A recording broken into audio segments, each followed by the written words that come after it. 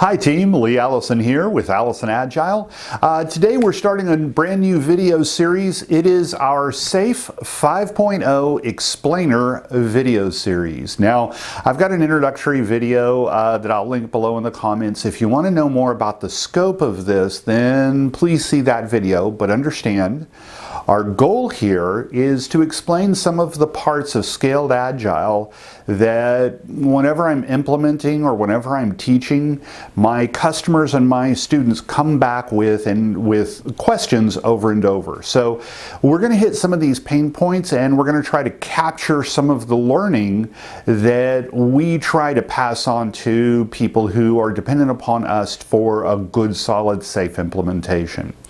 And today's video is our first content video in the series, and we are focusing on the single biggest meeting that is part of a SAFe enterprise, a Scaled Agile enterprise, and that meeting is PI planning. All right, PI planning is a big meeting. It's expensive. It takes a lot of time. There's a lot of things that happen. And what I'm going to be doing today is I'm going to give you a great mnemonic, a great rubric that will help you understand what are the parts of PI planning. But before we get into that, let's understand a little bit of the context within which PI planning occurs. Okay, here we've gone to the Scaled Agile Framework webpage. That's www.scaledagileframework.com. And if you look down in the lower center part, you're going to see a vertical slice referred to as the IP iteration. This is the Innovation and Planning iteration. It is the last iteration of your program increment, and it is the part where the teams are going to be prepping for the upcoming iteration, the upcoming program iteration actually. It's 2 weeks worth of innovation, planning, preparation. It is leftover buffer for any work that didn't get completed in the previous 4 iterations. And we're going to do an entire video about it. But if you click on this icon right here and go to the Innovation and Planning article on the SAFe website, when you scroll down, you're going to be presented with this 2-week calendar. Now, this is a suggested calendar, as the graphic says. It gives you an idea of what to expect during the 2 weeks of the Innovation and Planning iteration. These 2 days down here, the days that we're looking for, these are the days when you're going to be holding your PI planning. Now, let's switch back out to the big picture for just a minute. And if you actually click on any one of these 3 icons down here, you'll be taken to the article on PI planning itself. And if you scroll down on its article, right, there's a lot of scrolling here, you're going to come to a sample 2-day calendar for PI planning. Now, each one of these elements, each one of these items here is a different event. They take place sequentially throughout the 2 days, and they continue to involve everybody on the Agile release train. Okay, now that's our context for where PI planning happens, when it happens, what's going on around it. Now let's talk about what is PI planning. One of the points that I drive home with all of my interactions about SAFe is every single thing that happens at the team level in a traditional Scrum team also happens one level above at a program level in SAFe. And one of the very first elements that you're going to have as part of a Scrum implementation is your Scrum team is going to meet together on a regular cadence beat. They're going to meet and plan the next 2 weeks worth of work. Well, that's what we're doing at PI planning, except one thing has changed, and that's the scale of the thing. Whereas your Agile team's sprint planning or iteration planning is going to be just the team itself, 5 to 11, less than a dozen, 2 pizzas, however you want to define it. That small group of people is going to get together and they're going to plan the next 2 weeks worth of work. This is what is known in the industry as short horizon planning sessions. we're going to do exactly the same thing for PI planning, except scale has changed. Where it was 5 to 11 people, now we're going to go 50 to 125 or more. That's how many people can be on an Agile release train. My point is, your entire Agile release train is going to get together, and instead of 2 weeks, they're going to bite off 10 weeks of work at one go. That work is going to get fully planned. All cross-team dependencies are going to get looked at, and it's going to get committed to. Okay.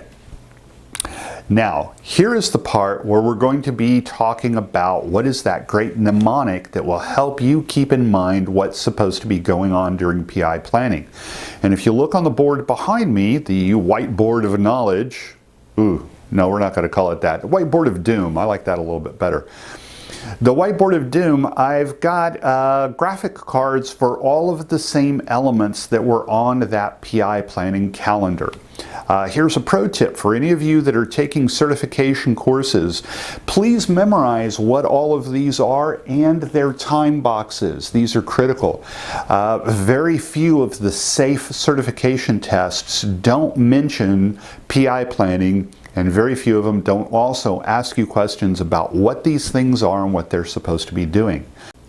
Now, one of the things we're not going to be covering today is deep diving into each one of these events and discussing their goals, their purpose, participants, etc., etc. If you're looking for that level of understanding of PI planning, I strongly encourage you to sign up for one of our SAFE certification courses. SAFE Scrum Master has a great rundown, Product Owner, Product Manager, and Leading SAFE. All three of those really talk in depth about what's supposed to be going on. The goal of this video, what I'm going to be doing here today, is we're going to be talking about a mental model that you can use to keep straight what's going on, when, and how. And we're going to be talking more in the meta, in the big overarching concepts as opposed to the details of each one of these meetings. Okay, are you ready for this? Okay, mental models are great because they help us understand things. And the following mental model is what I want to be able to transfer to you so that you can understand what's going on in PI planning. All right, here's the model. I want you to imagine or remember a time in your life or the life of a friend, a family member, a loved one, whatever, when you had a piece of property and that property needed to be modified. It needed to be improved somehow. And the improvement was beyond your personal skill set. When we moved into this house 2 years ago, the back porch was a death trap. It was barely standing, it was ancient, the overhead timbers, there were 2 of them that were rotted almost completely through. We needed to get the porch replaced. So, what happens when you have a piece of work that you want done on your house, but you're not capable or unwilling to do it yourself? You hire a contractor, a general contractor, to come in and take care of it for you. Now, this dance with your contractor as you guys are lining out what work needs to be done, what it's going to cost to get it done, and what's the schedule, this is the mental model that we're going to be using for PI planning. So let's think this through. What's the very first thing that needs to happen when you sit down with your contractor? Well, you need to describe your vision of what the completed product looks like to this person. You need to talk about what color are the bricks going to be, what sort of flooring do you want. Let's talk about the paint, let's talk about the structure, construction materials, different features that would really make this a wonderful investment in your home for you. This conversation with your contractor is always a bi-directional conversation, and it's one that at the end of, you and the contractor need to have a solid shared vision for what the end work looks like. This is what I refer to as the ask. You, the person who's paying for the job, is going to describe the job to the person who's going to be doing it, or you're going to ask them, hey, this is what I want you to do. And that's part one. Now, once you've had this conversation with your contractor, what is it that they do? Well, in my case, the contractor that we'd selected took the information from our conversation, our vision transference, and went away for, I want to say it was about a week. During this week, the contractor sourced materials, put together a bill of schedules, put together all of the people he was going to need to get this back porch torn down, the old material hauled away, and the new porch installed. And after, I think it was about a week, week and a half, the contractor came back with a bid. And the bid was a detailed plan of how the work was going to be done. Well, obviously, the bid was not quite perfect, so me and the contractor, we went through a negotiation phase. Hey contractor, you're saying that the vertical suspension posts are going to be cedar.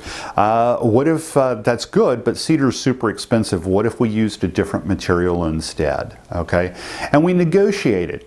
The negotiation was all about the scope of the work, the cost of the work, and the schedule for the work. Well, for those of you who are paying attention at home, we just described the iron triangle: scope, cost, and schedule.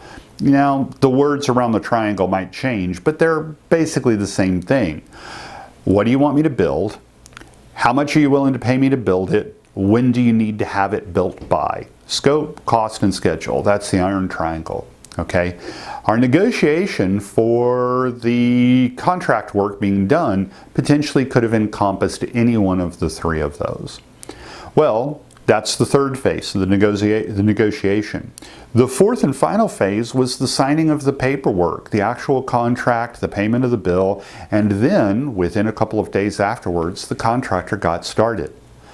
That's awesome. That's what I want us to be paying attention to here. Okay, so if we take a look at all of these events here, I would like for you to divide PI planning into 4 different sections. All right, we're going to divide vertically and then horizontally as well. We're going to make a grid out of this. And this grid is day 1 and day 2.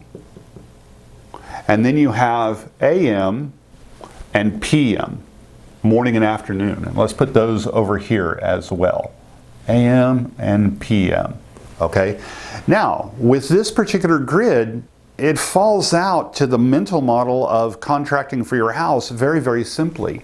We've got the ask, we've got the bid, we've got the negotiation. Let me turn around this way.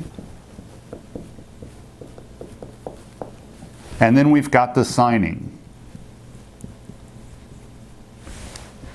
Okay, those are the 4 things that happen during PI planning.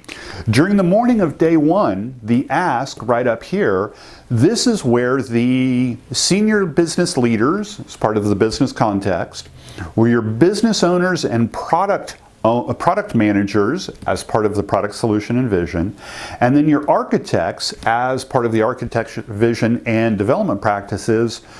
All 3 of those groups of people get up in front of the development team and they transfer their vision for what they want done to the team.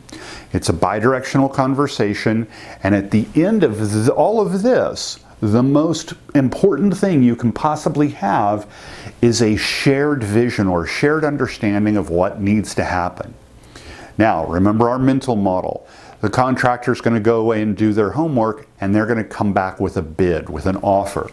Well, that's the team breakout right here. This is where the teams are going to dissect the features that they were given, break those features down into stories, manage cross-team dependencies, and then plan the next 10 weeks worth of work and what's going to get done when.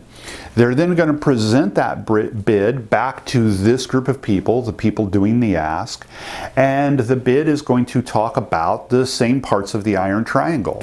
What work is going to get done, how much is it going to cost to get it done, and when is it going to be delivered. pretty straightforward. Well, overnight, leadership is going to take the bid, they're going to chew on it, and during the morning of day 2 is when the negotiation happens. This is team breakout number 2, morning of day 2. And this is where the real horse trading happens. This is where people start negotiating scope primarily. And remember, part of scope is also prioritization. So scope and prioritization are absolutely on the table.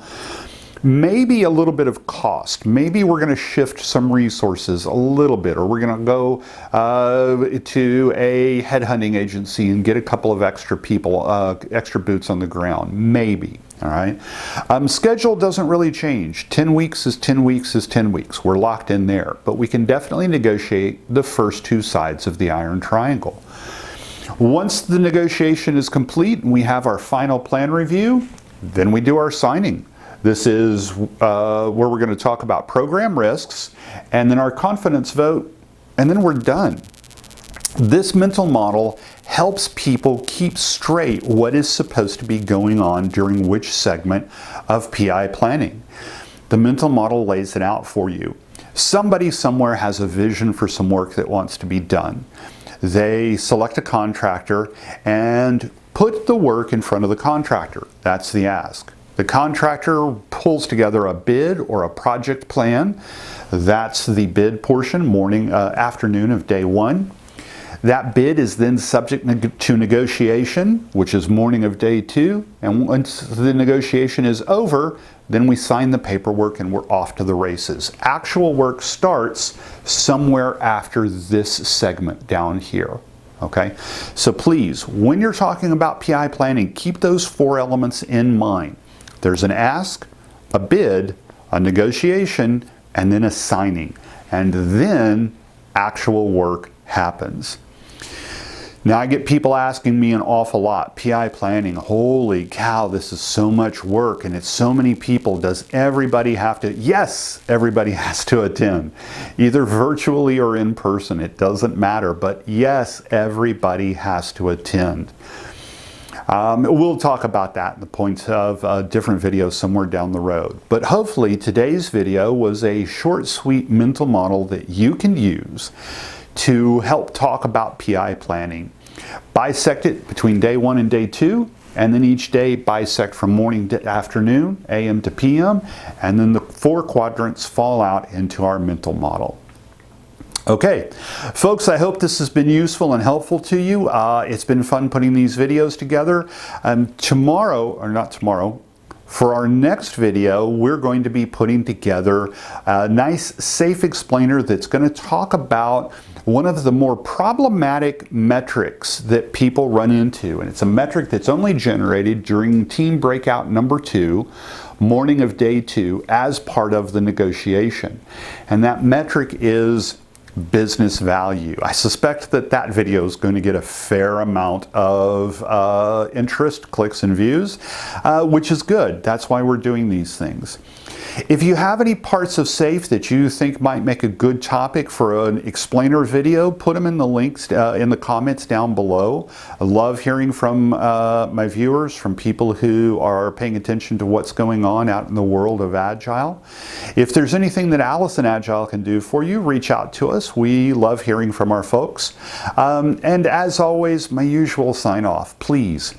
Take good care of yourself, take really good care of the people around you. Do be safe, and I don't mean this kind of safe, mostly. I mean a little bit, sure.